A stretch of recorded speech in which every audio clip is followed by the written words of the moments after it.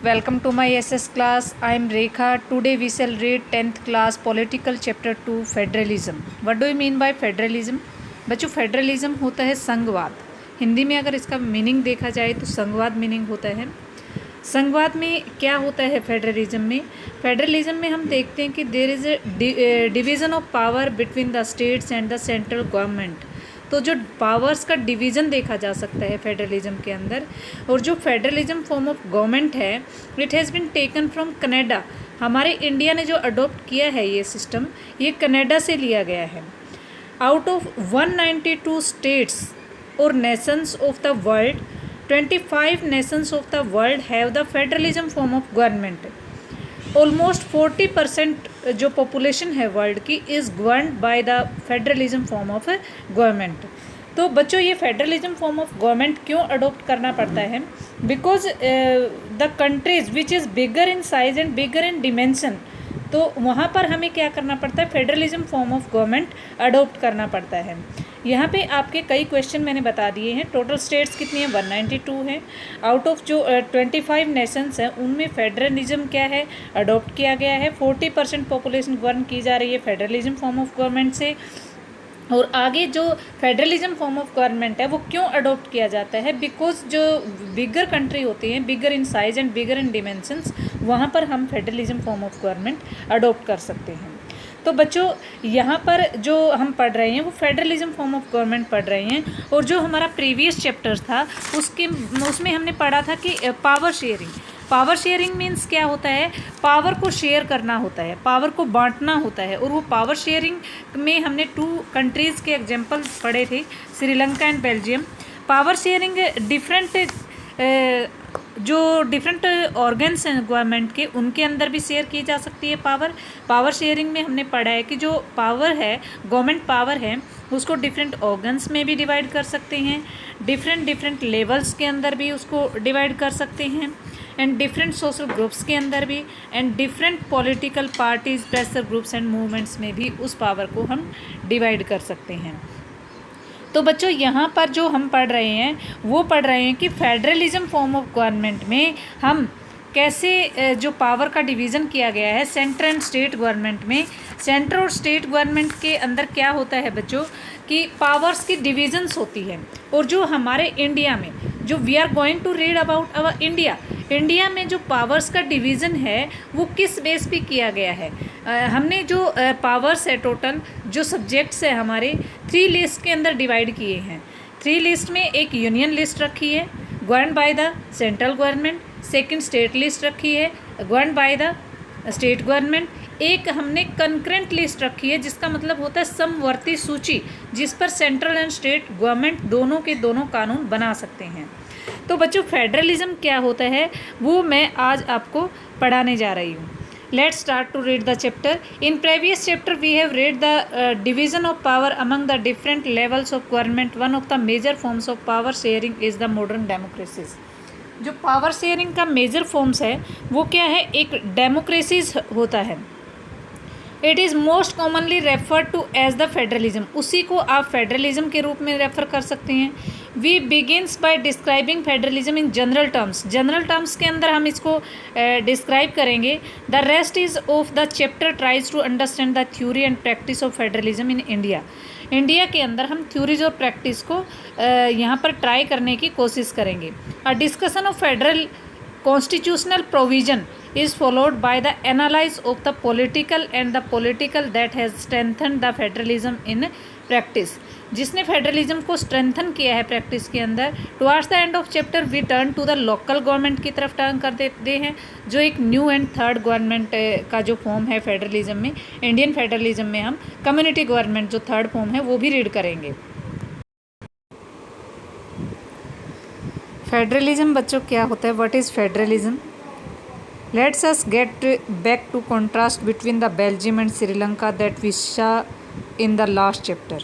हमने पीछे देखा है कि श्रीलंका और बेल्जियम के एग्जाम्पल्स को रीड किया है लास्ट चैप्टर में. You would recall that one of the key changes made in the constitution of Belgium was to reduce the power of central government. हमने देखा है कि जो बेल्जियम में मेन चीज़ थी कॉन्स्टिट्यूशन में जो चेंज किए थे वो किस वजह से किए थे, जो सेंट्रल गवर्नमेंट थी उसकी पावर को रिड्यूस किया गया था, रिड्यूस मीन्स कम किया गया था, and to give these powers to the regional government, और वो पावर्स किसको दी गई थी, रीजनल गवर्नमेंट को दी गई थी, जो कि रीजनल किसी एक विशेष पर्टिकुलर एरिया के अंदर गवर्न कर रही है। Regional governments exist in Belgium even earlier, जो रीजनल गवर्नमेंट्स हैं बेल्जियम के अंदर वो बहुत समय से पहले से ही एग्जिस्ट कर रही है। They had their role and powers, उनकी अपनी पावर्स होती है, रोल होते हैं, but all this powers were given to the government and could be withdrawn by the central government. वो सारी पावर सेंट्रल गवर्नमेंट से लेकर के रीजनल गवर्नमेंट को दी गई है। The change that took place in 1993 that was regional government were given constitutional power that were no longer dependent on the central government. जो हमारे कॉन्स्टिट्यूशन इंडिया में भी हुआ है ये 1993 में जो हमारे कॉन्स्टिट्यूशन में चेंजेस हुए वो किस चीज़ को लेकर के हुए हैं कि जो हमारे कम्युनिटी गवर्नमेंट थी जो सेंट्रल गवर्नमेंट से पावर लेकर के वो उसको दे दी गई है। Thus Belgium shifted the form to a unitary to the federal form. जब हम यहाँ पर यूनिटरी मीन्स क्या होता है, एक मेन जो चीज़ होती है, मेन जो यूनिट मीन्स क्या होता है, जो एक पावर गवर्नमेंट होती है वो ज़्यादा ताकतवर होती है, centre like that central government. और फेडरलिज्म में क्या होता है, सभी में पावर डिवाइड कर दी जाती है। तो यहाँ पर जो फॉर्म था बेल्जियम का, जब 1993 में वो कॉन्स्टिट्यूशन में रिफॉर्म किए गए, उसके तहत क्या किया गया, सेंट्रल गवर्नमेंट से उसके जो पावर्स हैं वो छीन करके वो किसको दे दी गई, एक रीजनल गवर्नमेंट को दे दी गई, जिससे वो क्या हो सका, जो हमारा फेडरल फॉर्म था गवर्नमेंट के अंदर वहाँ पर फेडरल फॉर्म एस्टेब्लिश कर दिया। Sri Lanka continues to be, Sri Lanka में भी कंटिन्यू क्या रहा, फॉर ऑल प्रैक्टिकल पर्पस थे कि a unitary system where the national government has all the powers. Unitary form था वहाँ पर भी श्रीलंका में, जहाँ पर जो हमारी जो श्रीलंका की गवर्नमेंट थी सेंट्रल, उसके पास सारी पावर थी। Tamil leaders want Sri Lanka to become a federal system, और जो तमिल लीडर्स थे who were speaking the Tamil language, Tamil leaders जो थे वो सभी चाहते थे कि it can be changed into a federal form, Sri Lanka को एक फेडरल बनाया जाए। जैसे कि बेल्जियम में पहले यूनिटरी था उसको फेडरल फॉर्म बनाया गया, रीजनल गवर्नमेंट को पावर दे करके 1993 में।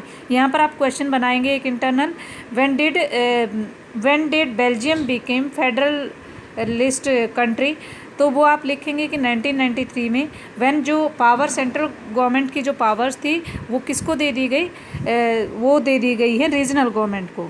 तो उसमें भी Tamil leaders who were the leaders that wanted to make Sri Lanka a federal country बनाना चाहते थे, वो तमिल लीडर्स लिखेंगे। यहाँ पर भी इंटरनल क्वेश्चन बनता है आपका। Federalism is a system of form in which the power is divided between a central authority and various constituents units of the country. देखो यहाँ पर ये डेफिनेशन आ गई है आपकी, फेडरलिज्म की डेफिनेशन क्या होती है, जहाँ डिवाइडेशन होती है पावर की बिटवीन वेरियस यूनिट्स के अंदर, कॉन्स्टिट्यूंट्स यूनिट्स ऑफ कंट्री के अंदर। Usually federalism has 2 levels of government. जो फेडरलिज्म है उसमें 2 लेवल ऑफ गवर्नमेंट होते हैं। One is the government for entire country, एक एंटायर कंट्री के लिए गवर्नमेंट होती है जिसको आप सेंट्रल गवर्नमेंट बोलते हैं। That is usually responsible for a few subjects. Few subjects का मतलब होता है जो हमारे जैसे एग्रीकल्चर है, ट्रांसपोर्ट है, या फाइनेंस वाला डिपार्टमेंट है, या फिर फॉरेन डिपार्टमेंट है, वो अलग अलग डिवाइड की गई है पावर कि किसको क्या देना है, सेंटर किसको कंट्रोल करेगी, स्टेट किसको कंट्रोल करेगी। तो सेंट्रल गवर्नमेंट की जो पास पावर्स होती है, सब्जेक्ट्स होते हैं, वो ऐसे होते हैं जो कि नेशन के लिए होते हैं, नेशन के हित के मुद्दे होते हैं। जैसे बड़े बड़े आप फॉरेन लगा सकते हैं, फाइनेंस का लगा सकते हैं, ये सभी सेंट्रल गवर्नमेंट के अधीन होते हैं। तो कॉमन जो नेशनल इंटरेस्ट की चीज़ें होती है, जो पूरे नेशन के हित की चीज़ें होती है, वो सेंट्रल गवर्नमेंट उनको गवर्न करती है। The other government at the level of the provinces और state to look after much of the day to day administrating of their state. वो अपनी डे टू डे एक्टिविटीज़ को देखते रहते हैं। जो बाकी फॉर्म ऑफ गवर्नमेंट होती है, चाहे वो स्टेट गवर्नमेंट हो या फिर कम्युनिटी गवर्नमेंट हो या रीजनल गवर्नमेंट हो, एनी अदर फॉर्म भी हो सकता है। Both this levels of government enjoy their power independent of the other. जो स्टेट और रीजनल गवर्नमेंट होती हैं या कम्युनिटी गवर्नमेंट होती हैं, वो क्या करती हैं, आप लोकल गवर्नमेंट भी बोल देते हैं कम्युनिटी को, तो वहाँ पर वो क्या करते हैं, अपना एक फॉर्म बनाते हैं। अब यहाँ पर आपको सेंट्रल गवर्नमेंट का पता चल गया, सेंट्रल जो जैसे कि पूरे राष्ट्र के अंदर होती है, स्टेट गवर्नमेंट एक स्टेट के अंदर होती है, एक मैंने कम्युनिटी गवर्नमेंट या लोकल गवर्नमेंट आपको बताया है, वो किसके अंदर होती है, एक कम्युनिटी विशेष के अंदर होती है। जैसे कि आप पंचायत होती है हमारी, वो कम्युनिटी गवर्नमेंट के अंदर आ जाती है। उसको ज़्यादा पावर दी गई थी 1993 में, जब कॉन्स्टिट्यूशन में रिफॉर्म किए गए थे। आप यहाँ पर बच्चों मैप भी देख सकते हैं, ये बेल्जियम का मैप यहाँ पर सामने दिया हुआ है, और बेल्जियम में यहाँ दिया हुआ है Germany, Belgium, Switzerland, Spain, Austria नहीं है, ऑस्ट्रिया है, Bosnia and Pakistan, Herzegovina, Nigeria, Ethiopia यहाँ पे दिया हुआ है, ये यूनाइटेड नेशंस हैं। इंडिया यहाँ पर दिया हुआ है, इंडिया के ऊपर ही पाकिस्तान है। मलेशिया बिल्कुल नीचे दिया हुआ, ऑस्ट्रेलिया नीचे दिया हुआ है, रशिया ऊपर है। तो ये वर्ल्ड कंट्रीज़ आपने वर्ल्ड के मैप के अंदर आप फील करोगे, इन सब चीज़ों को वर्ल्ड के मैप में फील करके ही आप मुझे ये चीज़ें मतलब आपकी जो फेयर नोटबुक है उसके अंदर आप इसको ड्रॉ कर लेंगे। नोटबुक मुझे लिखी हुई होनी चाहिए आपकी अच्छी तरह। यहाँ पर बच्चों आप देख सकते हैं, through only 25 of the world's 192 countries have the federal political system. मतलब टोटल कंट्रीज़ वर्ल्ड के अंदर 192 हैं और 25 कंट्रीज़ ऐसे हैं जिसके अंदर फेडरल फॉर्म ऑफ गवर्नमेंट है। That citizens make a 40% of the world's population. और वो वर्ल्ड की पॉपुलेशन का कितना है, 40% है। जो वर्ल्ड की पॉपुलेशन है वो फेडरल सिस्टम के अंदर आती है। Most of the large countries of the world are federations हैं, फेडरेशन बनाई हुई हैं। जो बड़े बड़े कंट्रीज़ हैं उन सभी के अंदर फेडरल फॉर्म ऑफ गवर्नमेंट है। नेक्स्ट बच्चों हम रीड करने जा रहे हैं, in this sense federalism are contrasted with the unitary. अब इसको फेडरलिज्म को यूनिटरी के साथ अगर आप करना चाहें, इसको कॉन्ट्रास्ट करना चाहें, यूनिटरी होता है एकात्मक फॉर्म ऑफ गवर्नमेंट, जिसमें एक ही पावर का ज़्यादा जो पावर होती है वो एक ही यूनिटरी एक सरकार के पास होती है, ज़्यादा इफेक्टिव होती है वो यूनिटरी। बस फेडरलिज्म में सभी पावर्स इक्वली डिवाइड होती हैं, उसमें सभी को अपनी अपनी जो गवर्निंग का जो राइट है वो अलग अलग दिया जाता है।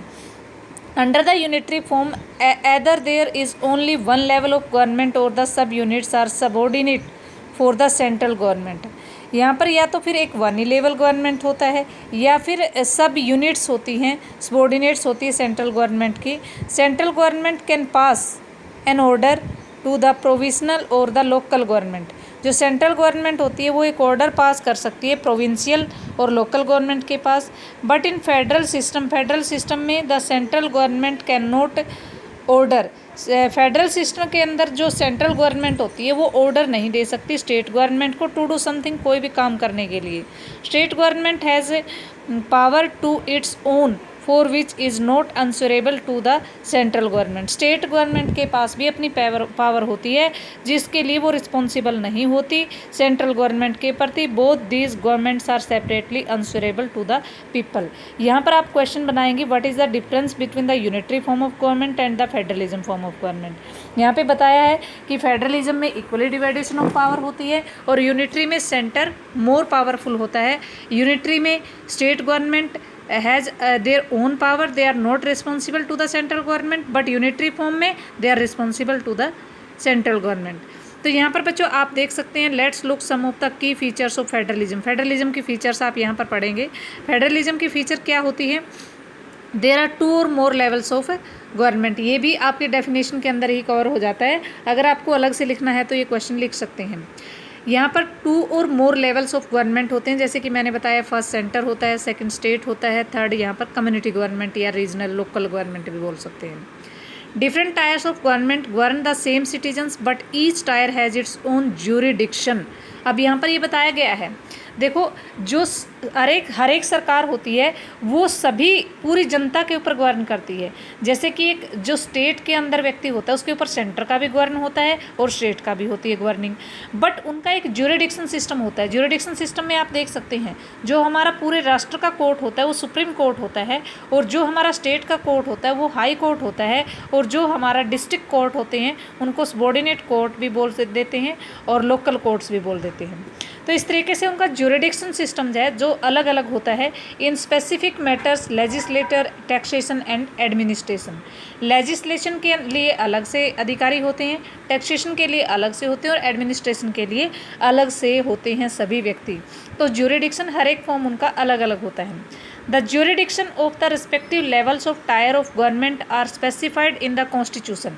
देखो ये सुप्रीम कोर्ट्स, हाई कोर्ट और जो लोकल कोर्ट्स हैं इनका कॉन्स्टिट्यूशन के अंदर स्पेसिफाइड किया गया है। So the existence and authority of each tyre of government is constitutionally guaranteed. जो अथॉरिटी है ईच टाइप ऑफ गवर्नमेंट की वो कॉन्स्टिट्यूशनली मैंने क्या होता है, जो कॉन्स्टिट्यूशन ने हमें गारंटी दी है कि ये अथॉरिटी है आपकी। मतलब क्या अथॉरिटी है कि आप अलग तरीके से ज्यूरिडिक्शन को मतलब सुप्रीम कोर्ट या हाई कोर्ट के थ्रू सॉल्यूशन कर सकते हैं। जो फंडामेंटल प्रोविंसेस है of the constitution can not and जो फंडामेंटल प्रोविंसेस है can not unilaterally changed by one level of government. जो फंडामेंटल में चेंजेस करने हैं वो वन लेवल ऑफ गवर्नमेंट नहीं कर सकता। Such changes require the constant of both the levels of government. ऐसे चेंजेस को ज़रूरत होती है कि सरकार के दोनों लेवल्स की कॉन्सेंट ली जाए। मतलब कॉन्सेंट मीन्स क्या होती है, सहमति ली जाए। फिफ्थ नंबर पे court have the power to interpret the constitution and the powers of the different level of government. जो कोर्ट होते हैं हमारे, सुप्रीम कोर्ट है, हाई कोर्ट है, या जो सबॉर्डिनेट कोर्ट है, लोकल कोर्ट है, उनको कॉन्स्टिट्यूशन को एक्सप्लेन करने का, लेवल ऑफ गवर्नमेंट के डिफरेंट पावर्स को एक्सप्लेन करने का पूरा हक होता है। The highest court acts as the empire. जो सबसे ज़्यादा हाईएस्ट कोर्ट है, सबसे उच्च कोर्ट है, वो हमारा सुप्रीम कोर्ट होता है। वो एम्पायर होता है सभी कोर्ट का, सबसे ऊपर वाला होता है। If disputes rise between the levels of the governments in their exercise of their respective powers। अगर विभिन्न सरकारों के बीच में, स्टेट गवर्नमेंट्स के बीच में डिस्प्यूट्स हो जाते हैं, वो डिस्प्यूट्स कहाँ पर सुलझाए जाते हैं? सुप्रीम कोर्ट के अंदर सुलझाए जाते हैं, क्योंकि वो सर्वश्रेष्ठ है। सुप्रीम मीन्स सर्वोच्च है, वो सबसे ऊंचा कोर्ट है। Sources of revenue for each level of government are clearly classified to ensure the financially autonomy. जो फाइनेंशियली, ताकि वो अपने आप में अपने फाइनेंशियल वर्क भी कर सकें, तो स्टेट गवर्नमेंट को अपने अपने कार्य दिए होते हैं कि वो कैसे डिवाइडेशन कर सकती हैं। जो फेडरल सिस्टम है दस हैज़ ड्वेल ऑब्जेक्टिव। जो फेडरल सिस्टम है उसके ड्वेल ऑब्जेक्टिव होते हैं, दोहरे objective. To safeguard and promote the unity of the government. एक तो unity of the government, federal form में हमें एक तो यूनिटी को बना के रखना होता है, कंट्री की यूनिटी को, यूनिटी मीन्स एकता को। At the same time accommodable regional diversity. Accommodate means होता है तालमेल बना करके रखना होता है। अकोमोडेट्स होता है जो सामंजस्य होता है, हमें वो तालमेल बना करके रखना होता है रीजनल डाइवर्सिटी के साथ। Therefore the two aspects are crucial for the institution and the practice of federalism. इसीलिए दोनों एस्पेक्ट्स ही क्रूशियल होते हैं, इम्पोर्टेंट होते हैं। किसके लिए? इंस्टीट्यूशन के लिए एंड प्रैक्टिस ऑफ फेडरलिज्म के लिए। Government at different level should agree to some rules of power sharing. जो गवर्नमेंट्स होती है वो एग्री हो जाती है टू शेयर करने के लिए पावर को। They should also trust to each other, abide by its part of agreement. तो ऑल फॉर्म्स ऑफ गवर्नमेंट को क्या करना चाहिए? उनको एग्री होना चाहिए इस टाइप ऑफ ईच डिसीजन से, इस टाइप ऑफ रूल से। जो अबाइड द रूल्स यहाँ पर लिखा हुआ है कि ईच एंड एवरी गवर्नमेंट को अबाइड करना चाहिए अगर कोई सेंट्रल गवर्नमेंट रूल देती है। An ideal federal government has both aspects, mutual trust and agreement to live together। तो जो फेडरल फॉर्म ऑफ गवर्नमेंट्स होता है उसमें टू इम्पोर्टेंट एस्पेक्ट्स होते हैं, दो महत्वपूर्ण बातें होती हैं। वो कौन सी होती है? एक म्यूचुअल ट्रस्ट होता है। म्यूचुअल ट्रस्ट मीन्स होता है आपस में वो एक दूसरे में दे कैन बिलीव कर सकते हैं। And agreement to live together, and और वो दे कैन बिकम एग्री हो सकते हैं लिव टुगेदर होने के लिए, इकट्ठे होने के लिए। Exact the balance of power between the centre and the state varies from one federalism to another. जो बैलेंस होता है पावर का वो सेंट्रल और स्टेट गवर्नमेंट में अलग अलग डिवाइड होता है। This balance depends mainly on the horizontal context in which the federalism was formed. और वो बैलेंस किसके ऊपर डिपेंड करता है? हिस्टोरिकल कॉन्टेक्स्ट पर निर्भर करता है इन विच फेडरलिज्म बनाया जाता है। There are two kinds of route through which the federalism has been formed. दो रूट होते हैं। वन रूट में क्या होता है? Dependent states coming together. अब जो डिपेंडेंट स्टेट्स होती है वो एक दूसरे के पास कमिंग टुगेदर आ जाती है, विद देयर एग्रीमेंट के साथ आ जाती है, बिगर यूनिट जब कंट्री की होती है।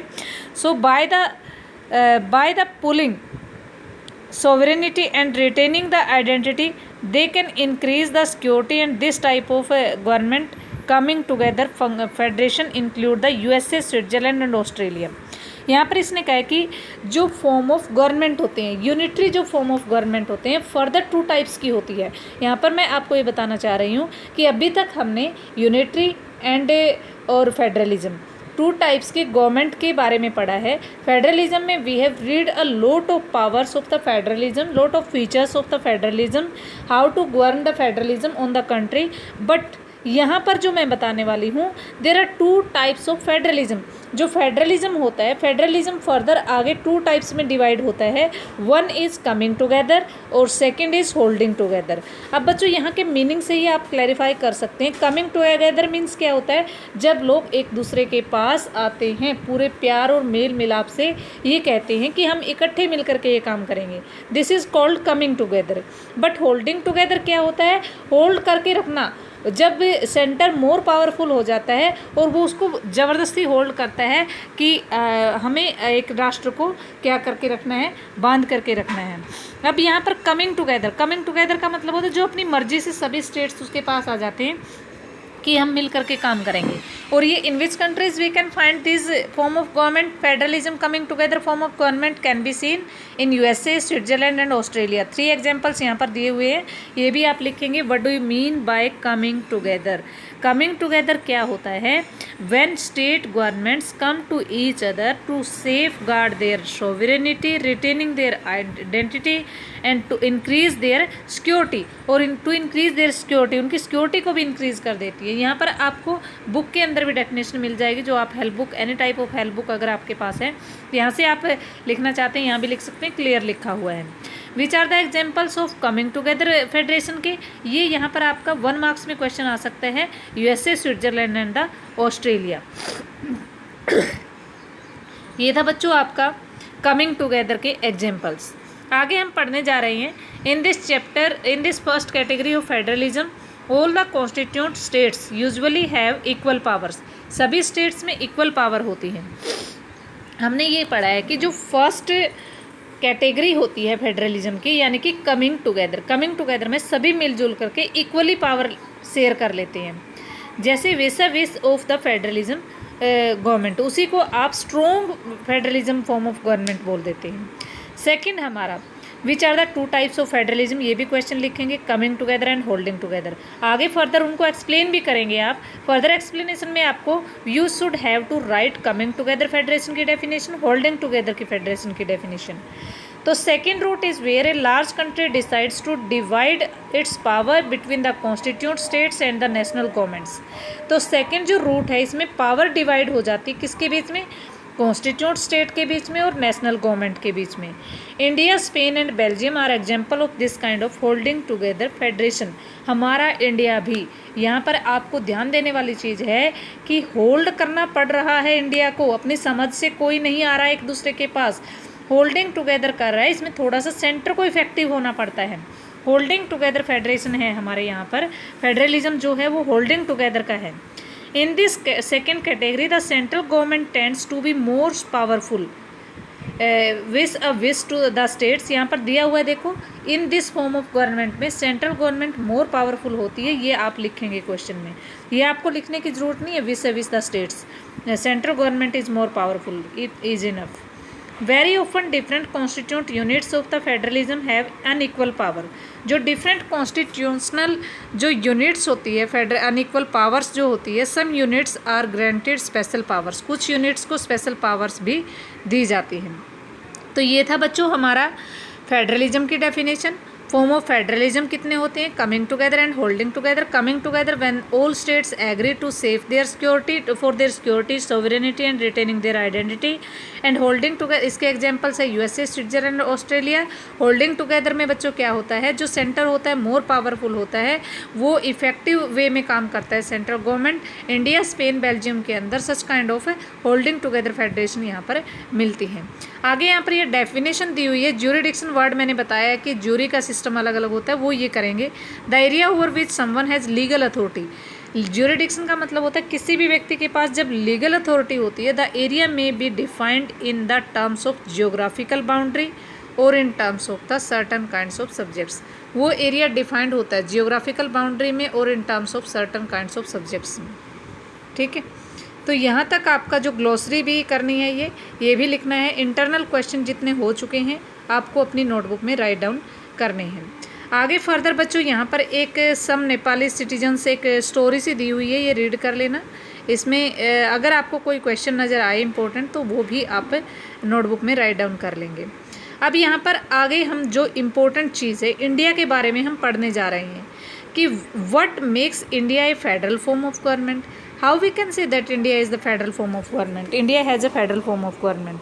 तो यहाँ पर बच्चों हम देखेंगे कि जो हमारी इंडिया की पावर्स है वो डिवाइड की गई है, यूनियन लिस्ट, स्टेट लिस्ट और आगे आएगी आपकी कंकरेंट लिस्ट। तो इस तरीके से डिवाइड की गई है, ये मेन चीज़ यही होती है।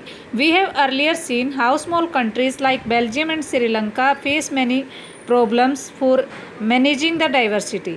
जैसे हमने श्रीलंका का एग्जाम्पल पढ़ा है, बेल्जियम का एग्जाम्पल पढ़ा है, उनको अपनी डाइवर्सिटी को मैनेज करने के लिए प्रॉब्लम फेस करनी पड़ी है। What about a vast like India, जो इंडिया जैसा वास्ट कंट्री है उसके लिए में क्या होगा ऐसा, जहाँ पर मैनी लैंग्वेजेज है, रिलीजन्स हैं, रीजन्स हैं। We are the powers of arrangement in our country, हमारे भी एक पावर शेयरिंग की एक अरेंजमेंट बनाई गई है इस कंट्रीज़ में। Let's begin with the constitution. India has had emerged as an independent nation after the painful and bloody partition. आपने देखा होगा इंडिया में जब पार्टीशन हुआ था बिल्कुल पेनफुल वे में और ब्लडी वे में किया गया था। ब्लडी मीन्स यहाँ पर बहुत ही ज़्यादा खून खराबा हुआ था। सुन आफ्टर द इंडिपेंडेंस, और जैसे ही इंडिपेंडेंस के बाद फिर इंडिया में क्या हुआ, princely states became part of the country. यहाँ पर जो स्टेट्स को डिवाइड किया गया था, प्रिंसली स्टेट्स थी जो, वो एक पार्ट बन गई थी कंट्री का। Constitution declare India as a union of the state, जो कॉन्स्टिट्यूशन था उसने इंडिया को यूनियन ऑफ स्टेट्स डिक्लेयर कर दिया।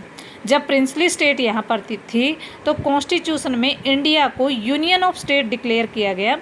Although it did not use the word federalism, उस टाइम फेडरलिज्म वर्ड का यूज़ नहीं हुआ था। The Indian union is based on the principle of federalism, सिर्फ और सिर्फ जो इंडियन यूनियन है वो फेडरलिज्म पर बेस्ड थी। Let's go to 7 features of the federalism mentioned above. We can see that all these features apply to the provisions of Indian Constitution. जो हमने 7 फीचर पीछे अभी पढ़ी है फेडरलिज्म वाली, वो सभी अप्लाई होती है इंडियन कॉन्स्टिट्यूशन पे। The constitution originally provided 2 tier system of government, Indian government what we call the central government. जो हमारे 2 टाइप ऑफ सिस्टम था गवर्नमेंट का सबसे पहले, अब 93 के बाद 3 टाइप्स भी आ चुका है। पहला टाइप कौन सा है, यूनियन गवर्नमेंट है, what we call the central government, जिसको हम क्या बोलते हैं, सेंट्रल गवर्नमेंट बोलते हैं। Representing the union of India, वो पूरे इंडिया की यूनियन को रिप्रेजेंट करती है। एंड द स्टेट गवर्नमेंट, और सेकेंड फॉर्म ऑफ गवर्नमेंट हमारा कौन सा है, स्टेट गवर्नमेंट है। Later third tier of the federalism was added to in the form of the panchayat and the municipality. देखो बच्चों यहाँ पर इसने बताया गया है कि लेटर थर्ड टायर भी ऐड किया गया। पहले हमने 2 टायर पढ़े हैं, central government and the state government. Central government को आप यूनियन गवर्नमेंट भी बोल सकते हैं। स्टेट गवर्नमेंट के बाद थर्ड जो टायर हमने दिया था जो 1993 में आया था, उसमें बहुत सारे प्रोविज़न्स किए गए थे, वो वीमेंस के लिए भी किए गए थे, या मैनी अदर प्रोविज़न्स हो सकते हैं जैसे SC ST BC के लिए, सभी के लिए। थर्ड टायर के अंदर क्या किया गया था, पंचायती और म्यूनिसिपैलिटीज़ का जो प्रावधान दिया गया था, पंचायती जो हमारा ये कम्युनिटी गवर्नमेंट है ये जोड़ा गया था। In the federalism these different tyres enjoy the separate jurisdiction, और इनके ज्यूरिडिक्शन भी अलग अलग है। ज्यूरिडिक्शन क्या होता है, एक कानून का दायरा होता है, अपने अपने कानून के दायरे में रह करके ये सभी गवर्नमेंट अपना अपना काम करती हैं। The constitution clearly provided a 3-fold distribution of legislative powers between the union and the state government.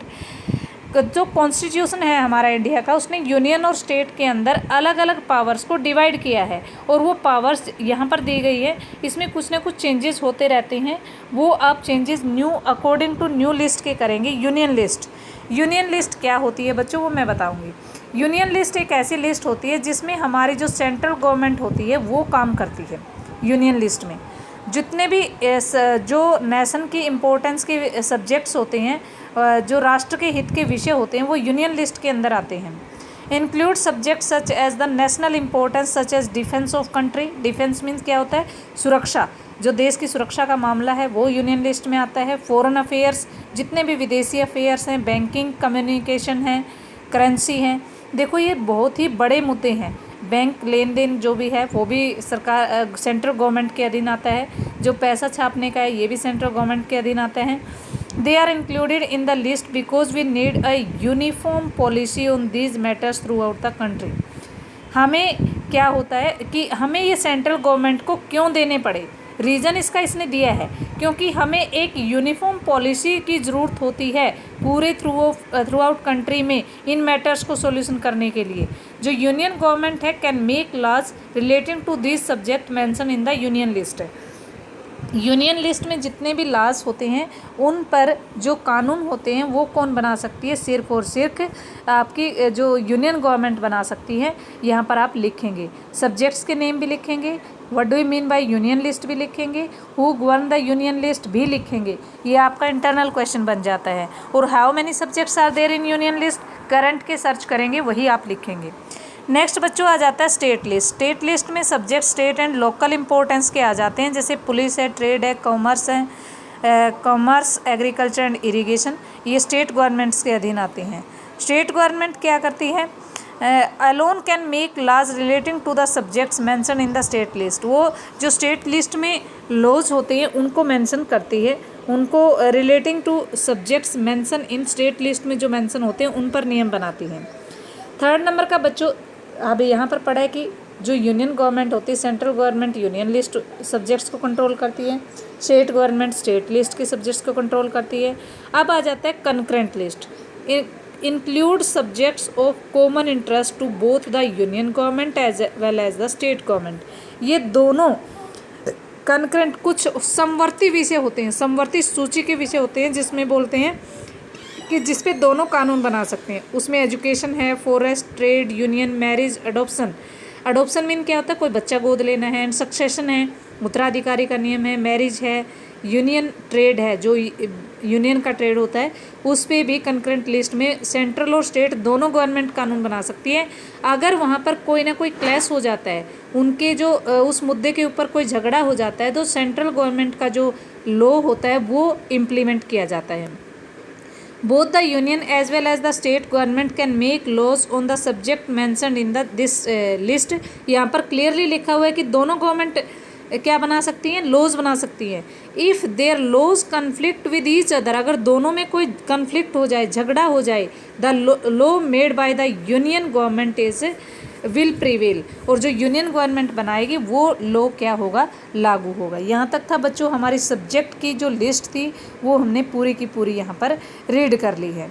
तो ये आपके लिए बहुत ज़्यादा इम्पोर्टेंट चीज़ है, ये आप अच्छे से करके रखेंगे कि कौन से यूनियन, स्टेट और कंकरेंट लिस्ट के अंदर सब्जेक्ट्स आते हैं। आगे हम फर्दर पढ़ते हैं कि what about subjects do not fall in any of three list. क्या ऐसे सब्जेक्ट भी हैं जो कि किसी भी लिस्ट में नहीं आते, और subject like computer software that come after the constitution was made, और जैसे कंप्यूटर सॉफ्टवेयर है ये कॉन्स्टिट्यूशन बनने के बाद आया, ये कहाँ पर है। According to our constitution the union government has the power to legislate on these residuary subjects. जो यहाँ पर एक डेफिनेशन और बनती है, रेजिड्यूरी होता है अवशिष्ट शक्तियाँ, हिंदी में अगर बोला जाए अवशिष्ट शक्तियाँ होती है। जो रेजिड्यूरी सब्जेक्ट्स होते हैं वो किसके अंदर होते हैं, वो यूनियन गवर्नमेंट की पावर के अधीन होते हैं। यूनियन गवर्नमेंट उनको गवर्न कर सकती है रेजिड्यूरी सब्जेक्ट्स को। जैसे कि यहाँ पर मैंने कंप्यूटर सॉफ्टवेयर का एग्जाम्पल आपके सामने लिया है। What do you mean bye residuary subjects भी लिखेंगे, who makes the law on residuary subjects, union government, और इसका एग्जाम्पल भी आप साथ में लिखेंगे। We noted above that the most federations that are formed by the holding together do not give equal power to the constituent units। कुछ power ऐसी होती है, कुछ जो फॉर्म्स ऐसे होते हैं फेडरेशन के जिसमें होल्डिंग टुगेदर को इक्वल पावर नहीं दी जाती। All states in the Indian union do not have the identical power. जितनी भी इंडियन यूनियन की स्टेट्स होती हैं उनकी आइडेंटिकल पावर नहीं है उनके पास। Some states enjoy the special states Jammu and Kashmir has its own constitution. आप देख सकते हैं कि जम्मू एंड कश्मीर का अपना कॉन्स्टिट्यूशन है, अभी पीछे चेंजेस भी हुए हैं, उसको एक यूनियन टेरिटरीज़, 2 यूनियन टेरिटरीज़ में डिवाइड कर दिया गया है। Many provisions of the Indian constitution are not applicable to that state without the approval of the state assembly. Jammu Kashmir पे कई चीज़ें ऐसी है जो सेंट्रल गवर्नमेंट की लागू नहीं होती है, असेंबली को अप्रूव करनी पड़ती है। Indians who are not permanent resident of the state cannot buy lent and house there. Similarly, the special provision exists for some other states, India as well. वहाँ पर कोई भी ऐसा इंडियन जो वहाँ का निवासी नहीं है खरीद नहीं सकता है चीज़ों को।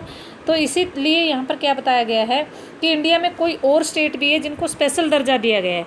There are some units of Indian union which enjoy the little power. These are the area which too small to become an independent states, which cannot be merged with any existing states. These areas like the Chandigarh, Lakshadweep, the capital of Delhi are called the union territories. These union territories do not have the power of state. The central government has special powers in ruling these areas. कुछ union territories ऐसी होती है, union territories ऐसी हैं जिनको मतलब अलग से स्टेट का दर्जा नहीं दिया गया, जैसे लक्षद्वीप है, चंडीगढ़ है, दिल्ली है। इनमें क्या है, नहीं अपना स्टेट वाली जो पावर्स है वहाँ एक्सरसाइज नहीं करती है, तो सेंट्रल गवर्नमेंट की जो पावर्स हैं वहाँ पर एक्सरसाइज करती हैं और सेंट्रल गवर्नमेंट के अधीन ही ये चीज़ें चलती हैं। तो बच्चों आगे, this sharing of power between the union government and the state government is basic to the structure of the constitution. जो ये पावर होता है ये बेस होती है जो स्ट्रक्चर ऑफ कॉन्स्टिट्यूशन है उसमें। It is not easy to make changes in this power of arrangement. जो पावर शेयरिंग है इसमें चेंज करना आसान काम नहीं है, बहुत ही टफ है। Parliament can on its own change this arrangement. Parliament change कर सकती है। Any change its to be first passed by both the houses of the parliament at least 2/3 of the majority. Parliament के दोनों हाउसेज के 2/3, suppose करो 90 member हैं और इसका 2/3 मेंबर इसको पास कर देगा, यानी कि 60 मेंबर जब इसको अप्रूव कर देंगे तब चेंजेस होंगे, ऐसे नहीं होंगे। तो ये आप क्वेश्चन यहाँ पर बनाएंगे, हाउ जो पावर्स के डिवीज़न में चेंजेस किए जा सकते हैं, how can we make changes in power divisions. Then it has to be ratified by the legislature of least half of the total states. तब उसको रेटिफाइड किया जाता है least half of total states की वजह से। The judiciary play an important role in overseeing the implementation of constitutional provision. जो judiciary है वो इम्पोर्टेंट रोल प्ले करती है इम्प्लीमेंटेशन में कॉन्स्टिट्यूशन प्रोविज़न के प्रोसीजर के। In case of any dispute about the division of power, जब division of power का डिस्प्यूट हो जाता है, high courts and supreme courts make a decision. कौन डिसीजन बनाते हैं? हाई कोर्ट और सुप्रीम कोर्ट डिसीजन लेते हैं। The union and the state government have the power to raise the resource by levying taxes. जो यूनियन और state government होती हैं उनको क्या होता है, जब डिस्प्यूट होते हैं हाई कोर्ट और सुप्रीम कोर्ट के, तो उन पर रिसोर्सेज यूनियन स्टेट गवर्नमेंट को होते हैं टैक्स लगाने के। गवर्नमेंट के अपने ऑर्डर कैरी करने पड़ते हैं उनको, responsibilities assign to each them, और जिसको भी उनकी रिस्पॉन्सिबिलिटी दी जाती है। ये आप देख सकते हैं, नेशनल और 1 regional newspaper bulletin broadcast by all the India, read daily for 1 week and make list of news item related to the government policies. आप ये आपका होमवर्क है, जो आपका प्रेजेंट का वर्क है, आपको गवर्नमेंट की पॉलिसीज़ के बारे में बताना है, क्योंकि अब तो और ज़्यादा करंट मुद्दा आपको मिल रहा है। गवर्नमेंट पॉलिसीज़ क्या बनाई जा रही है, ये 7 डेज़ की न्यूज़ आपने यहाँ पर लिखनी है जो गवर्नमेंट के द्वारा बनाई जा रही है। ये आपका होमवर्क है डेली, जो आपको दिया जा रहा है डेली के लिए नोट करना है आपने।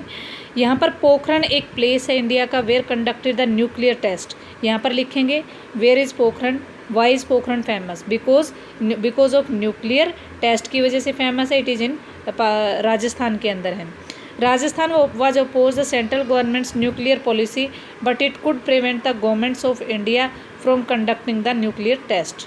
तो यहाँ पर उसने क्या किया था, जो राजस्थान की गवर्नमेंट थी उसने क्या किया, विरोध किया कि हमारे राजस्थान में ही ये जो न्यूक्लियर पॉलिसीज़ हैं वो मतलब एक्सरसाइज की जाती, वहीं पे क्यों सारे के सारे अभ्यास किए जाते हैं, क्योंकि उससे बहुत ज़्यादा नुकसान भी होता है, पोल्यूशन होता है।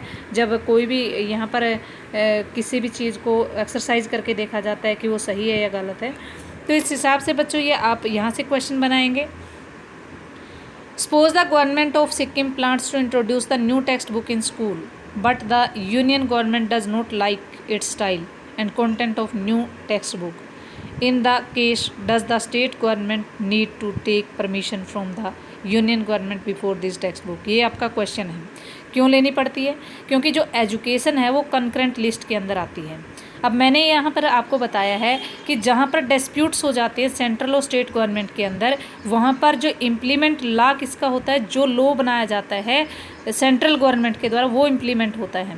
तो नीड है, स्टेट गवर्नमेंट को नीड है वहाँ से हेल्प लेने की। यहाँ पर आप क्वेश्चन बनाएंगे। Suppose the chief minister of Andhra Pradesh, Chhattisgarh and Orissa have different policies, how their state policies should respond to the नक्सलिटीज़।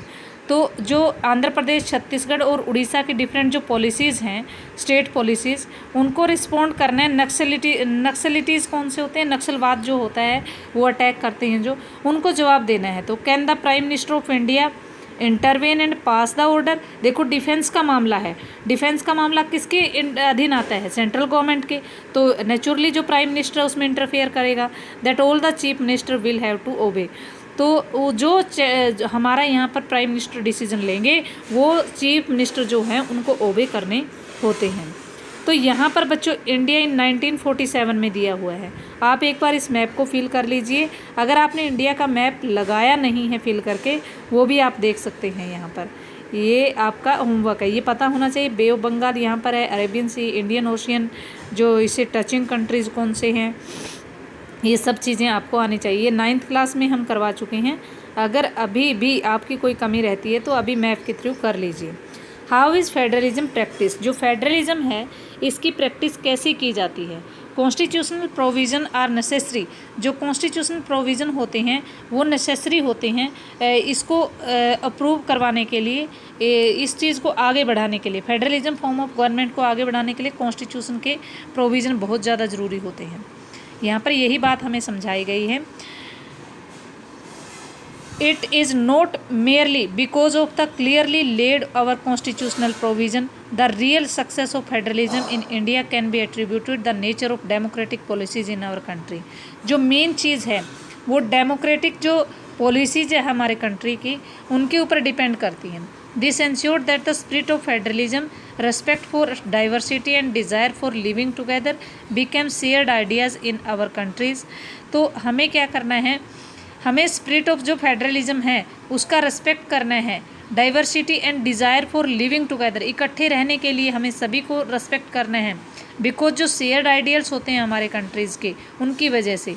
Look at some of the major ways in which this happened. एक लिंग्विस्टिक स्टेट्स, अब जहाँ पर कई जगह हम disputes हुए हैं, जहाँ पर इस फेडरलिज्म का रेस्पेक्ट नहीं किया गया है, वहाँ पर दंगे फसाद शुरू किए गए हैं, वो लिंग्विस्टिक स्टेट में बताती हूँ। लिंग्विस्टिक मीन्स क्या होता है बच्चों, भाषावादी स्टेट्स होते हैं।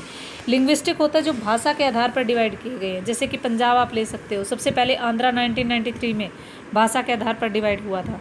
तो creation of linguistic state was one of the first major test for democratic policies of our country. जो हमारा टेस्ट था पहला मेजर, वो लिंग्विस्टिक स्टेट्स था। If you look at the, अगर आप देखना चाहते हो पॉलिटिकल मैप ऑफ इंडिया पर, ये दिया हुआ है आपका पॉलिटिकल मैप ऑफ इंडिया। यहाँ पर अलग अलग रीजनल लैंग्वेजेस है। आंध्र प्रदेश की कन्नड़, ये कर्नाटका की कन्नड़ लैंग्वेज है, तमिलनाडु की तमिल है, पंजाब की पंजाबी, हरियाणा की हरियाणवी, मतलब हर एक लैंग्वेज अलग अलग है पॉलिटिकल मैप ऑफ इंडिया पे अब देखते हो।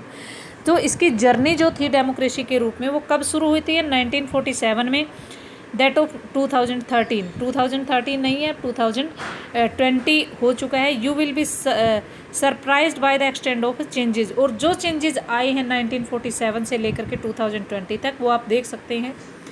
You will be surprised by the extent of changes. Many old states have vanished and many new states have been created. Areas, boundaries and name of states have been changed. कई state बनी, कई उसमें टूटी, कई नई state बना दी गई, उनके नए नेम दे दिए गए। जैसे कि यहाँ पर छत्तीसगढ़, गोवा, झारखंड, रांची, उत्तराखंड, ये सभी नई नई स्टेट्स जो बनी हैं। अभी 2 यूनियन टेरिटरी नई बनी है जम्मू और कश्मीर को काट करके। अभी यहाँ पर दमन दीव और यहाँ पर दादरा नगर हवेली और दमन दीव थे, इन दोनों को मिला करके एक बना दिया गया यूनियन टेरिटरी। इसलिए यहाँ पर कितनी रह गई हैं, 8 यूनियन टेरिटरीज रह गई हैं। In 1947 the boundaries of several old states of India were changed in order to create new states. Old states of India में चेंज की गई है न्यू स्टेट्स क्रिएट करने के लिए। This was done to ensure that people who spoke the same language lived in the same state. जो same language को लोग बोल रहे हैं वो सेम स्टेट में रह रहे हैं। Some states were created on the basis of the language but to recognise the different basis on the culture, ethnicity और जियोग्राफी, बल्कि वो डिफरेंट बेसिस पर कल्चर, एथनिसिटी और जियोग्राफी पर बेस्ड है। These include states like Nagaland, Uttarakhand and Jharkhand. इन states के अंदर नागालैंड, उत्तराखंड और झारखंड है। अब यहाँ पर तेलंगाना कौन सी स्टेट बनी थी? 29 स्टेट बनी थी। यहाँ पर देख सकते हैं आप, तेलंगाना 29 थी, बट यहाँ पर 28 रह गई है। अब क्यों? जम्मू एंड कश्मीर स्टेट्स नहीं है अब। ऑन 2 जून 2014 को तेलंगाना बना था, after the recognisation of the state of Andhra Pradesh. Andhra Pradesh recognise होने के बाद। यहाँ पर आप क्वेश्चन बनाएंगे, have your village city remain under the same state since independence if you were name earlier state. अगर पहले आपकी स्टेट का कोई नाम होता था तो वो देना है आपको। If your identity names of 3 states in 1947 that have changed later, जो बाद में चेंज हुए 1947 के बाद, वो आप बता सकते हैं। एनी 3 स्टेट बतानी है जो कार्व्ड आउट बिगर स्टेट, जो काटी गई हैं बड़ी स्टेट से, ये भी आपने देने हैं। ये आपका अपना क्वेश्चन है। When the demand for the formation of states on the basis of language was raised, some national leaders feared that it would lead to the disintegration of the country. The central government resisted linguistic states for some time, but the experience has shown that the formation of the linguistic state has actually made the country most united. It has made administration easier. तो independence के बाद जैसे ही national state linguistic आधार पर states बनाने का मुद्दा उठा, तो सेंट्रल गवर्नमेंट डर गई उससे कि डिसइंटीग्रेशन हो सकता है अब कंट्री का, इसलिए वो रेसिस्ट करती है लैंग्विस्टिक स्टेट्स का, और उन्होंने एक मोर यूनाइटेड कंट्री बनाने का डिसीजन लिया। उन्होंने एक लैंग्वेज पॉलिसी बनाई, और वो लैंग्वेज पॉलिसी उनकी कौन सी थी? लैंग्वेज पॉलिसी में उन्होंने, हमारी कितनी लैंग्वेज है अब? 22 लैंग्वेजेस हमारे कॉन्स्टिट्यूशन के अंदर आ चुकी हैं। यहाँ पर 21 लिखी हुई है, तो ये चीज़ आप ध्यान रखेंगे। A second test for federation is the language policy. Our constitution do not give the states of national language to any one language. हमारे कॉन्स्टिट्यूशन में कोई एक लैंग्वेज नेशनल लैंग्वेज नहीं है। Hindi was identified as official language. Very important question. हमारी जो official language थी हिंदी थी, अब सेकेंड जो लैंग्वेज बनी है वो इंग्लिश भी है, but Hindi is the mother tongue of only 40% people Indian बोलते हैं हिंदी। तो therefore there were many safeguard to protect other languages besides Hindi. There are 21 languages besides Hindi बोला है, देखो यहाँ टोटल 22 है। हिंदी के अतिरिक्त 21 लैंग्वेजेज हैं रिकॉग्नाइज्ड एज शेड्यूल्ड लैंग्वेजेस, जिनको हम क्या बोलते हैं? Scheduled languages by the constitution के द्वारा। A candidate in an examination conducted for the central government position may opt to take the examination in any of these languages. State to have their own official language. Much of the government work place in official language और of concern state. Concern states और official language से concern सब चीज़।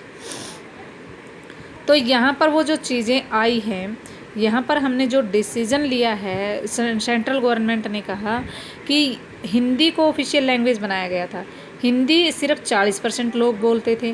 फिर जो हिंदी के अतिरिक्त 21 language ऐसी हैं जो शेड्यूल्ड लैंग्वेज के रूप में कॉन्स्टिट्यूशन में आइडेंटिफाई की गई है।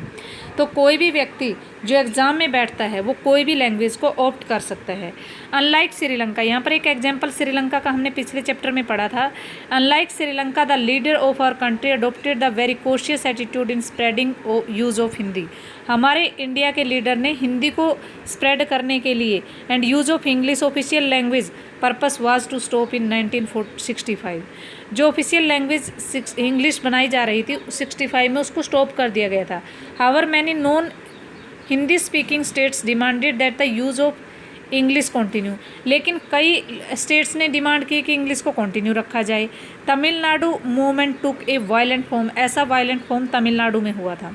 Central government responded bye agreeing to continue the use of English along with Hindi and official language purpose.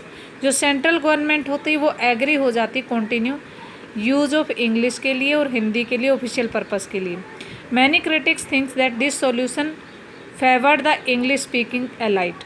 जो इंग्लिश स्पीकिंग एलाइट्स थे उनको फेवर करता है। प्रमोशन ऑफ जो हिंदी की गई है, promotion of Hindi continue to be the official policy of the government of India. जो कंटिन्यू हिंदी को रखा गया official policy of government of India में। Promotion does not mean that the central government can impose Hindi on states who were not speaking different language. इसका मतलब ये नहीं कि सेंट्रल गवर्नमेंट इम्पोज कर देगी, लाद देगी जो नॉन हिंदी स्पीकिंग एरियाज़ हैं उन पे Hindi. Flexibility Son on Indian political leaders के द्वारा फ्लैक्सिबिलिटी दिखाई गई है। Helped our country avoid the kind of situation that Sri Lanka itself find. और ये सिचुएशन क्रिएट की गई है ताकि श्रीलंका जैसी जो चीज़ें हैं वो हमारे पास अब ना हो, ऐसी कोई भी घटना। सेंटर स्टेट रिलेशन, अब हम पढ़ेंगे कि अब लैंग्वेज की पॉलिसी अपना ली। 21 लैंग्वेजेज हैं हिंदी के अतिरिक्त, हिंदी ऑफिशियल लैंग्वेज है। 40% लोग हिंदी बोलते हैं, लेकिन उनके ऊपर थोपा नहीं गया है, वो अपनी रीजनल लैंग्वेज भी ऑप्ट कर सकते हैं। Reconstruction of state relation to one more way in which federalism has been strengthen practice. एक दूसरा वे कौन सा है जिससे स्टेट को कंस्ट्रक्ट किया गया है। कॉन्स्टिट्यूशनल जो अरेंजमेंट है for power sharing work in reality depend on the large extent of how ruling parties and leaders follow these arrangements. हम ये समझ नहीं पाते कि कैसे रूलिंग पार्टी इन अरेंजमेंट को फॉलो करती है। For a long time same party ruled both on centre and some of the states. Same party centre में भी गवर्न कर रही है और स्टेट में भी। This mean that the state government did not exercise their right as autonomous federal units. इसका मतलब ये है कि जो एटोनोमस मीन्स होता है अपने आप जो फेडरल यूनिट्स का अधिकार इंजॉय नहीं करती, उस समय वहाँ पर डिड नॉट एक्सरसाइज नहीं कर रही वो। When the ruling party at the state level was different, जब रूलिंग पार्टी अलग हो जाती है स्टेट लेवल पर, तो ruled at the central tried undermine the power of the state. तो सेंटर क्या करता है, to undermine the power of the state, state की पावर को अंडरमाइन करने की कोशिश करता है। In those days central government would often misuse the constitution to dismiss the state government. State government को डिसमिस करने के लिए सिर्फ कॉन्स्टिट्यूशन यूज़ कर सकती है, जो कंट्रोल कर सकता है रिवाइवल पार्टी के द्वारा। रिवल पार्टी कौन सी होती है, विरोधी जो पार्टी होती है। This understand the spirit of the federalism, इसीलिए उसको स्पिरिट ऑफ फेडरलिज्म के नाम से भी जान सकते हैं। ऑल द चेंज सिग्निफिकेंटली, जो 1990 में चेंजेस आए हैं, दिस पीरियड सा the rise of regional parties in many states of the country. Country के कई स्टेट्स के अंदर रीजनल पार्टी का उद्गम होता है। This was also the beginning of era of collision government. यहाँ पर बच्चों कोलिजन गवर्नमेंट आई है, एक पीछे चैप्टर में भी आया है आपके फर्स्ट चैप्टर के अंदर। कोलिजन गवर्नमेंट क्या होती है, जब एक सिंगल पार्टी गवर्नमेंट फॉर्म करने में अनेबल हो जाती है तो वो many parties, two or more parties come together to form the government. This is called the coalition government. Coalition government में यहाँ पर आप लिख सकते हैं, since no single party got clear majority in Lok Sabha, the major national parties had to enter into alliance, alliance कर सकती हैं विद मैनी पार्टीज़ के साथ, इंक्लूडिंग सेवरल रीजनल पार्टी भी आ सकती है, to form government at the centre पे। This led to a new culture of power sharing to respect for the autonomy of the state government. इससे state government की स्वायत्ता को कायम रखा जा सकता है। यहाँ पर डेफिनेशन लिखेंगे इंटरनल क्वेश्चन कोलिजन गवर्नमेंट का। दिस ट्रेंड वाज, जो ये ट्रेंड था, ये ट्रेंड क्या था, was supported by the major judgement of the supreme court that it is difficult for the central government to dismiss the state government in any arbitrary manner. Thus, federal power sharing is more effective today than it is early years after the constitution. तो हमारे constitution में provision है कि जो state government को ऐसे dismiss नहीं कर सकती सेंट्रल गवर्नमेंट है, उसको आर्बिट्रेरी मैनर्स में, आर्बिट्रेरी का मतलब एक वर्णात्मक मैनर से फेडरल जो पावर शेयरिंग है मोर इफेक्टिव होती है अर्ली डेज में कॉन्स्टिट्यूशन की फोर्स के बाद से। यहाँ पर बच्चों आप देख सकते हैं कि लिंग्विस्टिक डाइवर्सिटी ऑफ इंडिया दी हुई है। ये डिफरेंट जो लैंग्वेज दी गई है। असमीज कितने लैंग्वेज, कितने पीपल बोलते हैं, बंगाली कितने, मतलब संस्कृत कितने बोलते हैं, इंग्लिश कितने बोलते हैं, ये इसमें से मेन चीज़ें आप कर लेंगे। ये भी आपका अपना खुद की रीडिंग का दिया हुआ है, इंपॉर्टेंट क्वेश्चन इनमें से कर लेंगे। डिसेंट्रलाइजेशन मोस्ट इंपॉर्टेंट चीज़ आपके सामने आ जाती है, जिसको मैं आपको बताने जा रही हूँ। सेंट्रलाइजेशन बच्चों क्या होता है, पावर को एक जगह इकट्ठा कर देना, और डिसेंट्रलाइजेशन होता है ये हमारी पावर है, इसको हमने अलग अलग जगह पे डिवाइड कर दिया है, अलग अलग लोगों को बांट दिया है, वो होता है डिसेंट्रलाइजेशन। डिसेंट्रलाइजेशन में हम we noted about the federal government have two or more tiers of government. We have so far discussed the two tier of government in our country. In a vast country like India, cannot be run only through these two-tier systems. States of India as large as independent countries of Europe in terms of the population. Uttar Pradesh is bigger than Russia. Maharashtra is as bigger as Germany. Many of the states are internally very diverse. There is thus a need of power sharing within these states. Federal power sharing in India needs the another tier of government below of the states government. This is the regional for the decentralization rational for the decentralization of power. Thus the resulted third tier form of government called the local government. अब यहाँ पर आप देख सकते हैं कि India में हमने दो टायर ऑफ गवर्नमेंट के बारे में पढ़ा है, और दो टायर ऑफ गवर्नमेंट वो इंडिया की इंडिपेंडेंट स्टेट्स इतनी बड़ी है जितनी कि यूरोप कॉन्टिनेंट है, और उत्तर प्रदेश की जो पॉपुलेशन है वो रशिया की पॉपुलेशन से भी ज़्यादा है, महाराष्ट्र की जर्मनी से भी बड़ा है। तो मैनी जो स्टेट्स है वो क्या है, डाइवर्स है दूसरे कंट्रीज़ की अपेक्षा में। तो उनमें पावर शेयरिंग भी क्या है, बिल्कुल अलग दी गई है। जो फेडरल पावर शेयरिंग है उसको थर्ड टायर ऑफ फॉर्म की ज़रूरत पड़ी, और हमारी जो लोकल गवर्नमेंट ने थर्ड टायर ऑफ फॉर्म भी बना लिया था। When the power is taken from the central and the state government and given to local government, जब पावर को सेंट्रल और स्टेट गवर्नमेंट से लेकर के लोकल गवर्नमेंट को दे दिया जाता है, उसको डिसेंट्रलाइजेशन कहते हैं। ये वेरी इंपॉर्टेंट क्वेश्चन बन जाता है आपका, ये आप लिखेंगे इंटरनल में। What do you mean by decentralisation? When power is taken away from central and state government and given to local government is called the decentralization कहते हैं, विकेंद्रीयकरण भी बोल देते हैं इसको। The basic idea behind the decentralization is there a large number of problems and issues which are best settled at the local level. इसका main कारण क्या है? Why do we need the decentralization? यहाँ से ये लिखेंगे क्योंकि इसके पीछे क्या है कि लार्ज नंबर ऑफ जो प्रॉब्लम्स होती है लोकल पीपल की, उनको जो लोकल लीडर्स होते हैं उनको मेन पता होता है कि उनकी प्रॉब्लम क्या है। People have better knowledge of problems in their locality, they also have the better ideas how they spend the money, how they manage there things more efficiently. तो उनको पता होता है लोकल लीडर्स को वो कैसे एफिशिएंटली, यहाँ तक आप राइट डाउन करेंगे, उस चीज़ को मैनेज कर सकते हैं, उनकी प्रॉब्लम क्या है उसको सोल्व कैसे किया जाएगा। Besides at local level it is possible for the people to directly participate in decision making. सीधे भी जो नेता होते हैं वहाँ के वो डायरेक्टली वहाँ पर क्या कर सकते हैं, जैसे पंचायत का कोई सरपंच होता है डायरेक्टली पार्टिसिपेट कर सकता है मुद्दे में। This help to inculcate a habit of democratic participation. इससे क्या होगा, सभी लोगों का डेमोक्रेटिक पार्टिसिपेशन हो जाएगा। जो लोकल गवर्नमेंट है बेस्ट वे है to realise one important principle of democracy, democracy के प्रिंसिपल को रियलाइज करने का, जैसे कि लोकल सेल्फ गवर्नमेंट है। The need for decentralisation was to recognised in our constitution. जो नीड है डिसेंट्रलाइजेशन की हमारे कॉन्स्टिट्यूशन में, उसकी क्यों ज़रूरत पड़ी?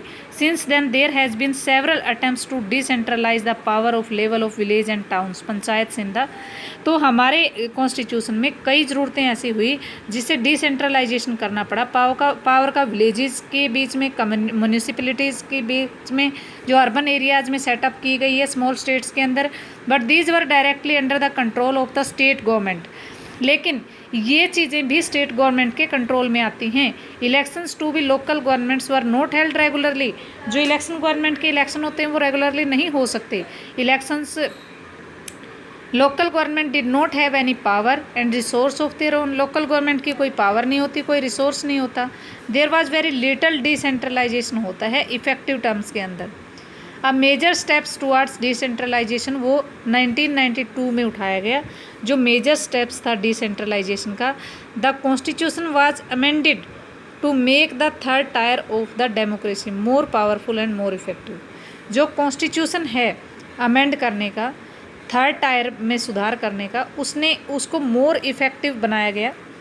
जो कॉन्स्टिट्यूशन में डिसेंट्रलाइजेशन जब पावर का 1992 में किया गया तो कॉन्स्टिट्यूशन वाज अमेंडेड, उसमें कॉन्स्टिट्यूशन में सुधार किए गए थर्ड टायर को, डेमोक्रेसी को ज़्यादा इफेक्टिव बनाने के लिए।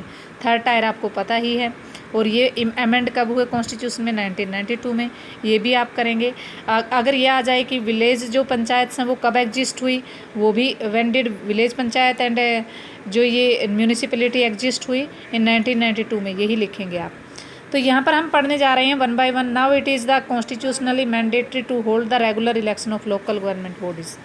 तो यहाँ पर क्या क्या प्रावधान है, जैसे हमारे स्टेट गवर्नमेंट के 5 ईयर बाद इलेक्शंस होते हैं, तो लोकल गवर्नमेंट के भी इलेक्शन होते हैं पंचायत के लिए 5 ईयर बाद। Seats are reserved in the elected bodies, उसमें सीट को रिजर्व किया जाता है। एग्जीक्यूटिव जो हेड्स होता है इंस्टीट्यूशन का, फॉर शेड्यूल्ड कास्ट के लिए, scheduled tribe and other backward classes की सीट्स रखी जाती हैं। और 1/3 ऑल पोजीशन रिजर्व की गई है वुमेन के लिए पंचायती राज में।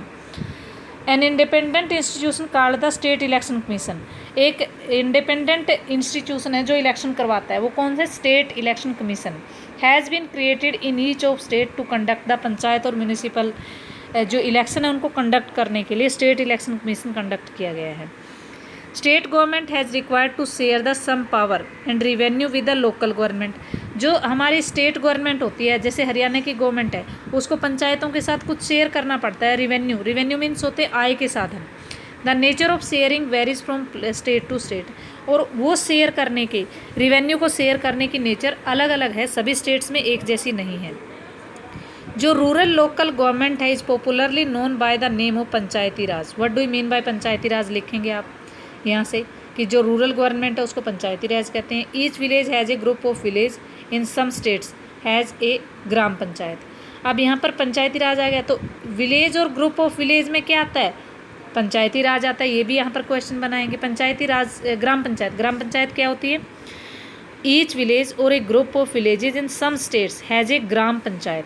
This is council consisting several ward member, इसमें क्या होते हैं, कई वार्ड मेंबर होते हैं, और वार्ड मेंबर को हम क्या कहते हैं, पंच कहते हैं। ये भी क्वेश्चन, इंटरनल क्वेश्चन, हर एक क्वेश्चन बनाओगे इस पैराग्राफ में से। प्रेसिडेंट होता है, प्रेसिडेंट जो पंचायत का होता है उसको क्या बोलते हैं, सरपंच बोलते हैं। They are directly elected by the people of adult population living in that ward, और उसके वार्ड में जो भी यंग पॉपुलेशन है, मोर देन 18 ईयर्स के लोग हैं विलेज के, वो सभी वोट डालते हैं और उसको चुनते हैं। तो डिसीजन मेकिंग में क्या होता है, one body of entire village की होती है डिसीजन मेकिंग करने वाली, पूरे गांव में वही पंचायत डिसीजन लेती है। Panchayat works under the overall supervision होता है ग्राम सभा का, कई गांव को मिला करके ग्राम सभा बनती है, उसको सुपरवाइज कौन करती है, gram sabha. All the voters of village has its member, सभी वोटर्स के अपने अपने मेंबर्स होते हैं। To meet at least twice or thrice in a year to promote the annual budget of the gram panchayat, और वो एनुअल बजट को प्रमोट कर सकते हैं ग्राम पंचायत के। And revive the performance of the gram panchayat, और जो हमारी ग्राम पंचायत की परफॉर्मेंस होती है उसको रिवाइज कर सकते हैं। बच्चों ये आप अपने अपने गांव के सरपंच का, पंच का नेम लिखेंगे, वार्ड कितने हैं ये भी लिखेंगे, आपके जिस भी गांव से रिलेट करते हैं, ठीक है। और इसी तरीके से म्यूनिसिपैलिटी वाले भी लिखेंगे। यहाँ पर जो मैंने क्वेश्चन करवाया है वो 1992 में जो रिफॉर्म्स हुए हैं, SC/BC के लिए रेगुलर इलेक्शन किए गए आफ्टर 5 ईयर्स के लिए, स्टेट इलेक्शन कमीशन को क्या किया गया है, बनाया गया है, कंपोज किया गया है, और एक 1/3 सीट्स जो वुमेंस के लिए रखी गई है। तो ऐसी ऐसी जो चीज़ें पढ़ी है वो सभी चीज़ें आपने नोट डाउन करनी है, क्वेश्चन बनाने हैं इनसे। जो गांव में होता है वो हेड होता है सरपंच, और एक वार्ड का मेंबर होता है वो होता है पंच, और जब मैनी विलेजेस के जो इकट्ठे होकर के बनाते हैं वो ग्राम सभा होती हैं। ये सभी यहाँ तक क्वेश्चन आप कंप्लीट कर लेंगे।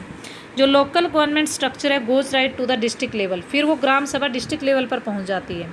ग्राम panchayat are group together to form usually called a gram samiti, जब सारे के सारी जो ग्राम सभा है, ग्राम सभा मिल करके क्या बनाती हैं, ग्राम समिति, पंचायत समिति बनाती हैं। अब देखो बच्चों यहाँ पर ये आप एक डायग्राम सा बना लेना, डायग्राम सा बनाएंगे, पहले पंचायती राज आ जाएगा, फिर ग्राम पंचायत आ जाएगा, ग्राम सभा, ग्राम पंचायत नहीं, ग्राम सभा आ जाएगा, ग्राम पंचायत आ जाएगा। जब ग्राम पंचायत मिल जाती है तो क्या आ जाएगा, पंचायत समिति आ जाएगा। जब पंचायत समिति मिलेंगी तो आगे मैं बता रही हूँ आपको क्या आ जाएगा। डिस्ट्रिक्ट लेवल पे जब आती है तो जिला परिषद बन जाती है, जिला परिषद। ये सारे के सारे आप डायग्राम में राइट डाउन करेंगे। The members of this representative are elected by the panchayat members of that area, जो पंचायत समिति के मेंबर्स होते हैं, ब्लॉक मंडल पे होते हैं, वो पंचायत के जो मेंबर होते हैं वो इलेक्ट करते हैं। ऑल द पंचायत समिति और मंडल डिस्ट्रिक्ट लेवल पर जब इकट्ठी हो जाती हैं तो वो जिला परिषद बनाती हैं। क्या बनाती हैं, जिला परिषद। जिला परिषद में मतलब तक पहुंच जाती है जो लोकल गवर्नमेंट है। मोस्ट मेंबर जो जिला परिषद के होते हैं वो इलेक्टेड होते हैं। Most members of the Lok Sabha and MLA of the district and some other official of district bodies are also its member।